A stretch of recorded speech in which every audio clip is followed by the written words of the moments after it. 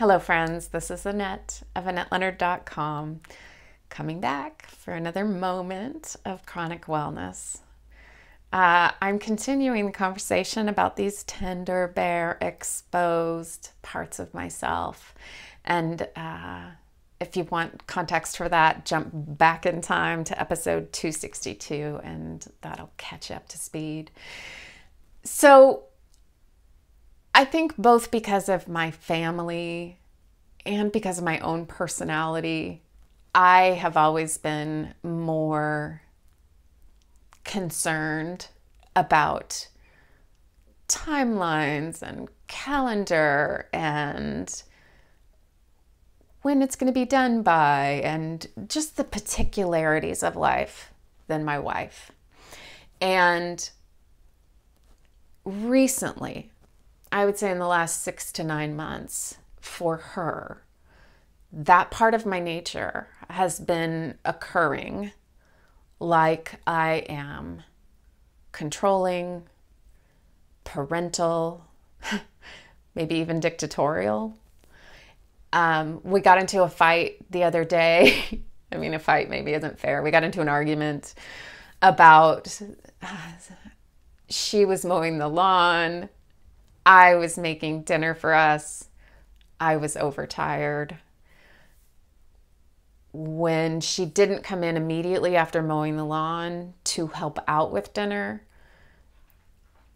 I got really angry.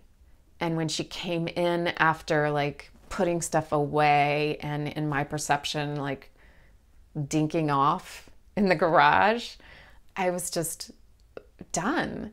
And I was like, I can't believe you said you were going to come help with dinner after you mowed the lawn. And she was like, I did. And I was like, no, you fooled around in the garage. And she was like, I was putting stuff away. And I was like, and? Because I was clear that it was more than just putting stuff away. It took longer. And I was overtired and I was hungry and I went off on her. And this is a fight that it feels like we've been having in some version, large or small, for the last 24 years. And I'm reminded of a joke that I saw on a recent episode of Mad About You, because they've made a new season of the television show Mad About You. And he was like, how do I know I married the right woman? Because we haven't yet found the end of that argument. We've had the same fight for 25 years and we're just not yet done. We haven't found the resolution to that argument. And I love that perspective because I know the fights we've been having for 24 years. And this is one of them. And I was bitching to the counselor about the way in which I can tell my wife my perspective and she can't tell it back to me. And I'm so frustrated by that because I can hear her perspective. I can tell her her perspective. I could spend all day standing in her perspective and crowing about it, speaking from her perspective. And I ask her to just repeat back to me my perspective, and she can't or won't or doesn't do it. And my counselor said, well, don't you think that also is coming across as controlling, parental, or dictatorial? And I was like, stop making sense. No, I want her to hear my perspective. And she was like, great. I want her to hear your perspective too. Just keep telling her your perspective. And these were small revelations to me. Doing it that way, having her repeat back to you, your perspective might feel this thing that she already feels like you're being. Okay, note taken. And B, just keep sharing your perspective is not something I'm good at. And I think it's connected to the way that I disconnect from my own experience.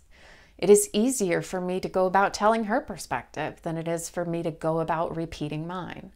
I feel like once I've said it, you should have heard it and now acknowledge me for it and we can move on.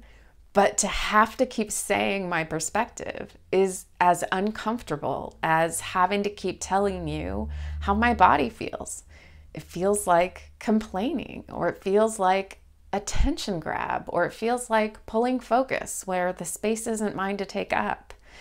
And that's when I realized the ways in which I accommodate myself and don't take up space in the world.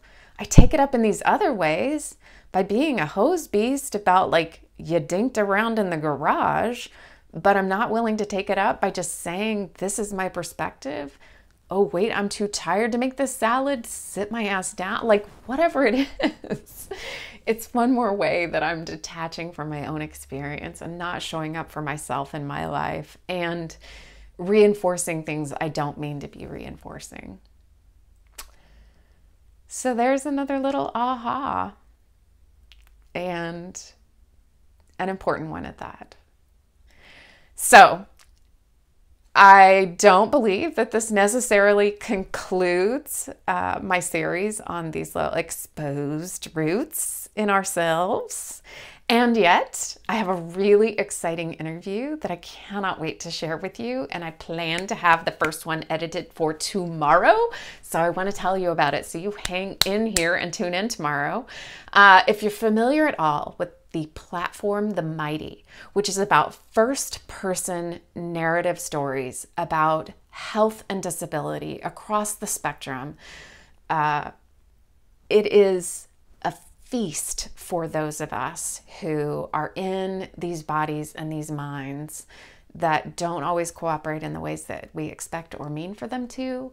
I have a conversation with the founder of The Mighty, and I cannot wait to share it with you. So I hope that you'll tune back in. I'm breaking it into chunks now, and so please stay tuned for my interview with Mike Porath, the founder of The Mighty. And you know, I'm real grateful you're here. So thanks for tuning in. You know I want to hear from you. And if you have not subscribed, I hope that you will. And until we're together again, thank you for being here. And please find ways to tend to your wellness.